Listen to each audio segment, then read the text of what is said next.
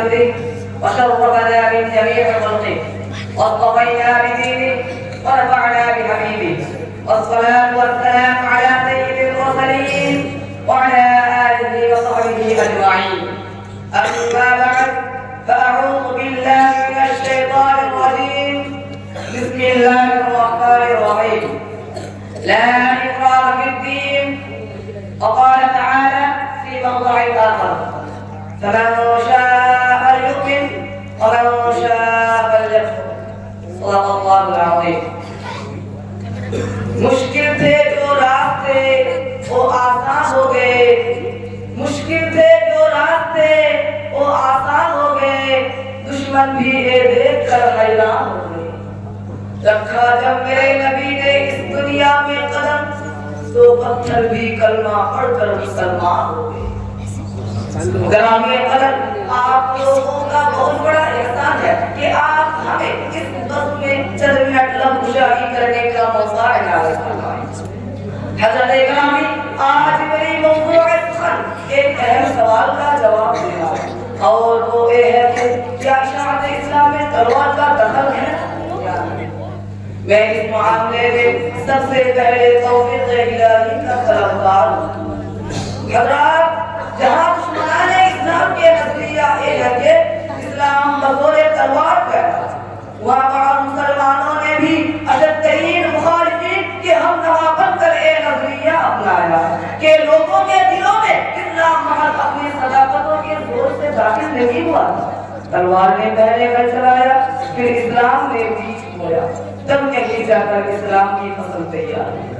اے لوگ اعتراض کرتے وقت اے امر بھول جاتے ہیں کہ جب تک ہزار مصروفیوں کی چمکتی ہوئی تلواروں کے نیچے آپ کے سب کو اکثر کرو کے سب ہم رہے تھے، تو اس وقت آج کا عالم میں ایک عجیب نظارہ ہے کہ آن صلی اللہ علیہ وسلم کی طرف سے قتل عام کے فرمان کے بجائے مکہ کی فضاؤں میں تقریب علیکم الیہود کے شادیوانے بجنے لگے۔ اس روز تقسیمیں پر کسی کو امن کو مٹانے والوں کو زلزلاتی دھوپ میں ناچاروں کو بگڑنے والوں کو اور معصوم انسانوں پر پتھروں کی بارش برسانے والوں کو اور معصوم انسانوں کے سینے چیر کر دل و جگر چبانے والوں کو اور ہر قاتل، ہر بدعمل اور ہر فسادی کو معاف کر۔ محترم سامعین، صرف اسی پر بس نہیں بلکہ رحمت للعالمین نے ایک قدم اور آگے بڑھتے ہوئے رب العالمین سے وہی پا کر ہمیشہ کے لیے اعلان کر دیا: لا اکراہ فی الدین،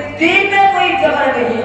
یہ اعلان کیوں فراہم ہوتا؟ کیونکہ میرا آقا جانتے تھے کہ کوئی تلوار، کوئی طاقت، کوئی جبر، کوئی تشدد ہوا کتنا ہی ہے مطلب کیوں نہ ہو، دلوں کو تبدیل کرنے کی اتنی طاقت نہیں رکھتا جتنی طاقت ایک حقیر چیوں کی بلند و بالا پہاڑوں کو اپنی جگہ سے کرانے کی ہمت رکھی۔ اس امر کا پختہ ثبوت ہے کہ اشاعت اسلام میں تلوار کا کوئی دخل نہیں ہے۔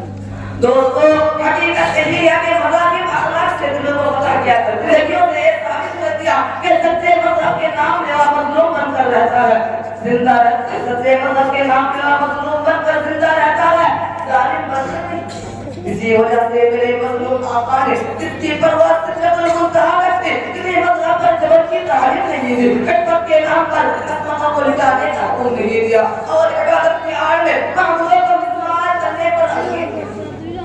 اے دشمنان اسلام اور نامنہر مسلمانوں، میں تم سے پوچھتا ہوں، بتاؤ یہ کون سی تلوار تھی جو حمزہ اور طلحہ کے دلوں میں بڑھ گئی؟ عبد الرحمن بن عوف، ابو عبیدہ بن عبداللہ، صدیق اکبر، عمر بن خطاب، عمر کریم، شیر علی کے دلوں میں تلوار مصطفیٰ دے گئے۔ اسی پر بس نہیں، تمام مہاجرین و انصار کے دلوں کے زد اس طرح کر گئے۔ کیا اس میں تلوار کے زور کا شائبہ تھا یا مولد اعظم کے اور حضرت احمد اور حضرت سعد کے پاک؟ ان سوالوں کا جواب صرف یہی ہو سکتا ہے کہ اسلام ہرگز بطور شمشیر نہیں پھیلا بلکہ اچھے اخلاق اور تعلیم سے پھیلا۔ حضرات، ایک غیر مسلم پروفیسر رام دیو اس امر کے بارے میں اپنی تحقیق کیوں پیش کرتے ہیں کہ مدینہ میں بیٹھے ہوئے محمد صاحب نے ان کے اندر جادو کی بجلی تھی، وہ بجلی جو انسانوں کو دیوتا بنا دیتی ہے، اور یہ غلط ہے کہ اسلام بطور تلوار پھیلا ہے، اور یہ امر واقع ہے کہ اسلام کے لیے کبھی بھی تلوار نہیں اٹھائی گئی، اگر اللہ تلوار سے پھیل سکتا ہے تو آج کوئی میدان تک جائے. دوستو تاریخ شاہد ہے اسپین میں 800 سال اور ہندوستان میں 1000 سال مسلمانوں کی حکومت کے باوجود ان دونوں ملکوں میں مسلمانوں سے کئی گنا زیادہ غیر مسلم ہیں. عربی بات میں 1450 سے مسلمان بستے ہیں لیکن وہاں آج بھی ایک بڑے تعداد میں نسل در نسل موجود ہے جنہیں کبھی بھی اسلام قبول کرنے پر مجبور نہیں کیا. اگر واقعہ اسلام بطور تلوار پھیلتا تو ان ملکوں میں غیر کا نام اور شاہ باقی نہیں رہتا. انڈونیشیا جو کہ دنیا کا سب سے بڑا اسلامی ملک ہے وہاں اسلام فوجی یا حملے یا جنگ کے ذریعے نہیں پھیلا بلکہ اسلام کی تعلیمات اور دعوت کے ذریعے وہاں کے لوگ اسلام میں داخل ہوئے. سوال یہ ہے کہ اگر اسلام بطور تلوار پھیل سکتا ہے تو یہ کیسے؟ دوستو امریکہ یورپ بلکہ پوری دنیا میں سب سے تیزی سے پھیلنے والا مذہب موجودہ دور میں اسلام ہے. جبکہ ابھی کوئی اسلامی جنگ نہیں ہو رہا ہے. اس سے صرف یہی ثابت ہوتا ہے کہ اسلام تلوار سے نہیں پھیلا بلکہ اچھے اخلاق وعظ و تبلیغ سے پھیلا ہے. لوگ اسلام قبول تلوار کے خوف سے نہیں کی بلکہ شوق سے کیا ہے.